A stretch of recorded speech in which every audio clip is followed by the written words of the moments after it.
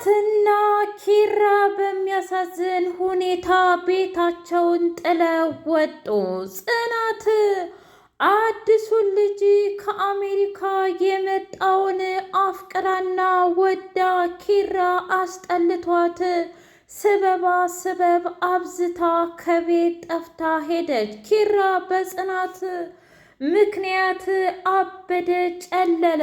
ጭራሽ ይባስ ብሎ ሀናን የኔ ሚስት የሄደችው ባንቺ ምክንያት ነው፣ በፍጹም ላይሽም እንዲሁም ድምፅሽን መስማት አልፈልግም ብሎ ማንቁርቷን ይዞ እሶፋ ላይ አጋደማት። ኪራን ልክ ልኩን ነገረችው። ትሰማኛለህ? እስከ ዛሬ ድረስ ዝቅ ብዬ ስሰራ ስራዬን አክብሬ ነው እንጂ ሌላ ምን ይመስልሃል? አንተን አይደለም ባሌ ወይም ሙሽማዬ ላደርግህ ይቅርና ሳልፍም አይነካካኝም። እሺ አንተም ሆንክ ሚስታችሁን ባጉል ቅናት ተነሳስታችሁ ቤታችሁን ማፍረሳችሁ በጣም ያስጠላል።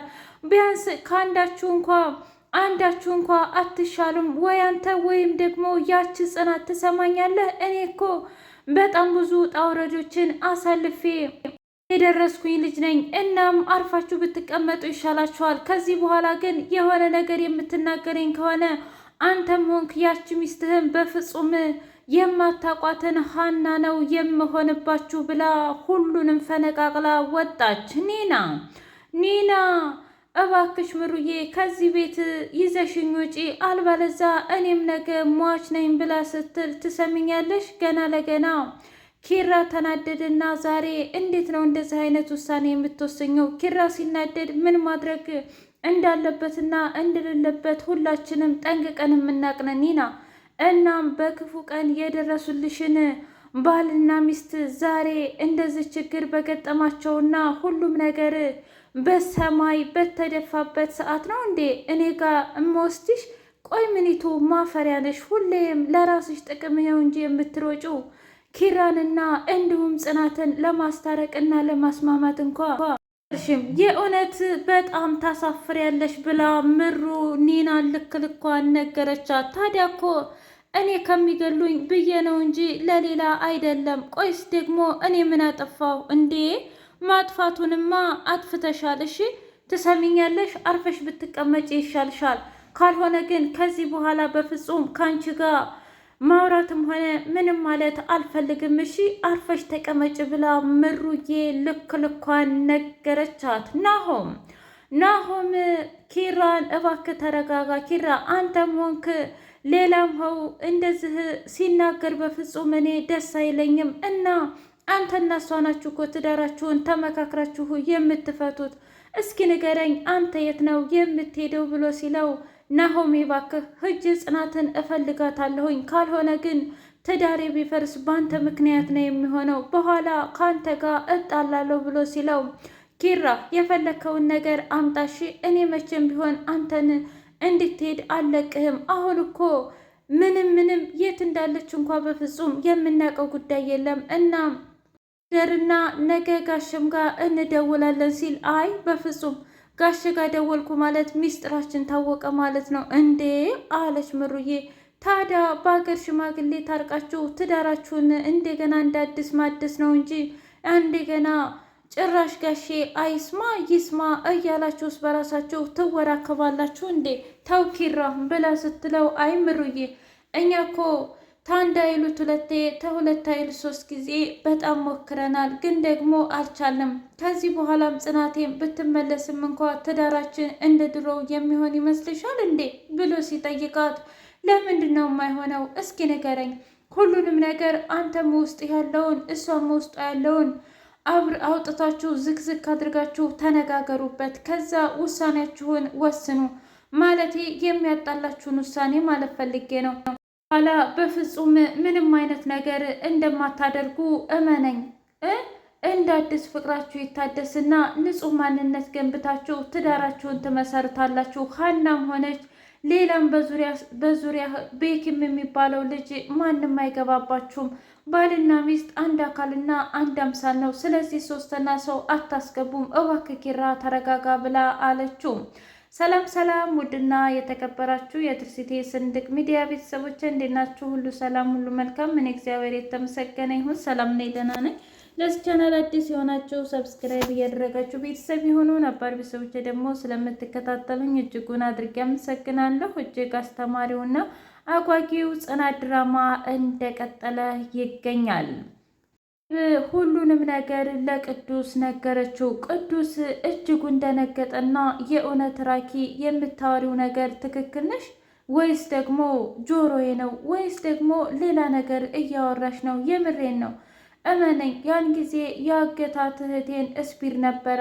እናም በአጋጣሚ ሁኖ ጆከር አስመለጣት እና ያው እሱ ላይ ነው የሞተበት እና ያንን ነገር እሷ ደግሞ እኔ ለእኔ ብላ ስለደበቀው ብላ ለማንም አልተናገረችም ነበር። ስለዚህ እንዴት ነው የምናደርገው ብሎ ሲላት፣ ቆይ ግን ታዲያ ይሄንን ነገር ሰኒ ቀድማ አታውቅም እንዴ ብላ ሲጠይቃት፣ አረ በፍጹም እየዋሽሽኝ አይደለም አይደል ራኪ? እንዴ ለምን ብዬ ነው የማዋሽሽ? ለምን ብዬ ነው የማዋሽሽ? ቅዱስ እኔ ውሸት ሳወራ አይተኝ ታውቃለህ እንዴ? እንደዛ ማለት አይደለም፣ ግን አንዳንዴ ለምንወዳቸው ስንል ልንዋሽ እንችላለን። ደግሞም በዛ ላይ እሺ ያም ይሁን ይህ ጆከር ታዲያ ማለቴ ነፍሰ ገዳይ እንደሆነ ካወቀች በኋላ ሰኒ ለምንድን ይሄን አይነት ውሳኔ የወሰነችው? ማለቴ መጋባትም ሆነ ከሱ ጋር ህይወት ለምን መኖርንና ማቀድን ጀመረች ብሎ ሲጠይቃት፣ እሱም ማን ምን አውቃለሁ ምናልባትም የገደለው እኔን ለማዳን ብሎ ነው ብላ ውለታው አስሯት ሊሆን ይችላል። ስለዚህ እንዴት ነው ጆከርን ከእስር ቤት የምናስወጣው? እናም እህቴና እሱ ህይወታቸውን የሚቀጥሉት ብላ ስትለው፣ እንግዲህ ነፍሰ ገዳይ ከሆነ በጣም ከባድ ነው፣ ግን ደግሞ እንዳይሆን ብለን እንጸልይ ብሎ ሲል እስር ቤት በጣም እየተጨናነቁና እንዲሁም በጣም እያሳበዳቸው የሚገኝ አንድ አረመኔና ጨካኝ የእስር ቤት አለ። እናም ጆከርንና እንዲሁም ከገጠር የመጣውን ባላገር ብሎ ሲሰርበው፣ ትሰማኛለህ? እኔ ከእናትና ከአባቴ ቀዬ የወጣሁት ቸግሮኝ አይደለም ጠግቤ ነው። እናም አንተን በማመኔ ጉድ ተሰርቻለሁ። ከዚህ በኋላ ግን እባክህ ይሄንን ልጅ አትናገረው ብሎ ሲለው፣ ምን ነው ጠገብክ? ደነፋህ? ገጠር ገጠር የምትለው አሁን አስታወስከው እንጂ እረስተኸው መተህ የለም እንዴ ብሎ ሲያዋርደው፣ ጆከር በቃ እስካሁን ድረስ በጣም ሰማሁ። እኔ እኮ ዝቅ ያልኩትና አርፌ የተቀመጥኩት ለመውጣት አላማና እቅድ ስላለኝ ነው እንጂ እዚህ ለመበስበስ ከሆነማ ማን አለቃ እንዲሁም ደግሞ ማን ታዛዥ እንደሆነ አብረን እናያለን። አርፈ ብትቀመጥ ይሻልሃል እያለ ጆከር ከባድ ማስጠንቀቂያ ሰጠው። ጭራሽ ምግባቸውን ሳይቀር እየበላባቸው፣ አያንተ አሁንም አያውም አንድ ጉርሻ እኮ ጎርሰናል አለ አይደል እንደስተ ዛሬ መጥቶ ከምበላበት ከእጄ ላይ እየነጠቀ የሚበላኝ። ብቻ የዚህ ሰውዬ በጣም ጉድና አጀብ ነው የሚባለው። ቆይ ምን ሆኖ ነው ግን? እኔ ምኑን አውቀዋለሁ ብለህ ነው?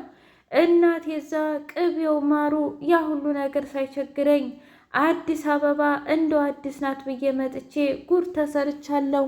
ይልቁንስ አንተ ለምንድን ነው እስር ቤት የገባኸው ብሎ ሲጠይቀው፣ እኔማ በማይሆን ነገር ተጠምጄ ነዋ ነበረ እና ያንን ስራ ሰዎች አዘውኝ እዛ የሄድኩበት ቦታ ላይ ፖሊስ ይዞኝ ገባ።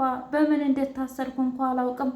ከዛ ጆከር አታስብ፣ እኔ እንደምንም ብዬ ጠበቃ ፈልጌ አስፈታሃለሁ ብለው ሲለው፣ አይ እዚህ ሁሉ እኮ መጥቶ ገብቶ የወጣ ሁሉ አስሩ አስፈታሃለሁ እያለኝ ነበረ። ግን ደግሞ አንድም ያስፈታኝ የለም። ጭራሽ ከዚህ ከእስር ቤት ከበሩ ሲሩቁ ሁሉም ይረሱሃል ብሎ ሲለው፣ ግን ደግሞ ሰውና ሰው እኮ ይለያያል። እኔ ላላደርገው እችላለሁኝ። እና ጆከር ተገናኙ።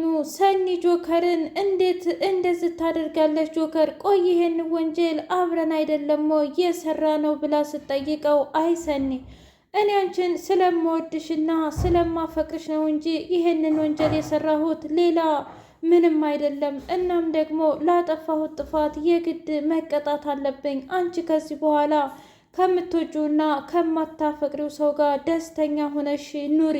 የመጨረሻ ኑዛዜ ይሄ ነው ብሎ ሲላት፣ አይ ትሰማኛለህ፣ እኔ ካንተ ውጪ ማንንም ወድጄም ሆነ አፍቅሬም አብሬ አልኖርም